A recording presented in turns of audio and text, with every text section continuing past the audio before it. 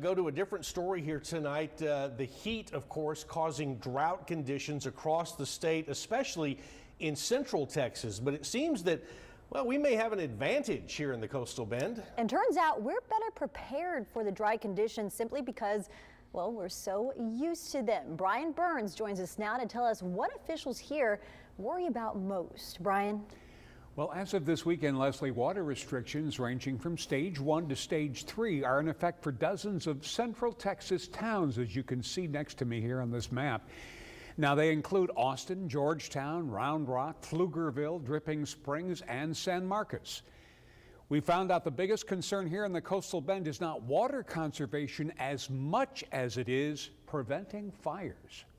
These crops, when things get dry, grass fires certainly are an issue, or pasture fires, can be an issue. And there's been a few of those around the county the last several months. Farmer and Nueces County Farm Bureau President Scott Frazier says fires are a constant threat, but those in the fields can't wait for help. Sometimes you can take some equipment and kind of create a fire lane basically to stop it and isolate it. The dry, hot weather is certainly a concern for local fire departments. We're in the time of year where we start seeing more outside fires, and it's usually caused by human action, whether it be catalytic converters on vehicles, or we're out mowing the yard and the blade hits a rock and creates a spark.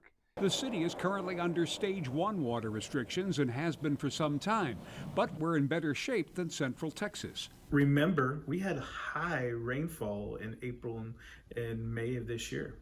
Not enough to get us out of our stage 1 drought restrictions, but it almost got us to 50%.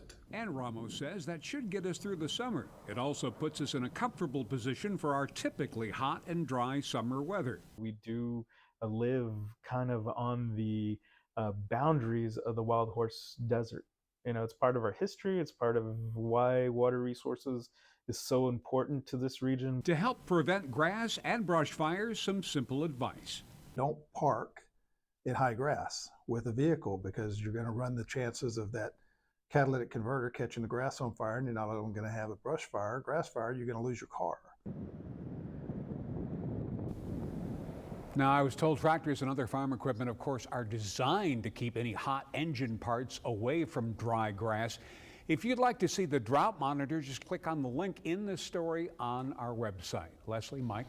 All righty. Thank you for that, Brian.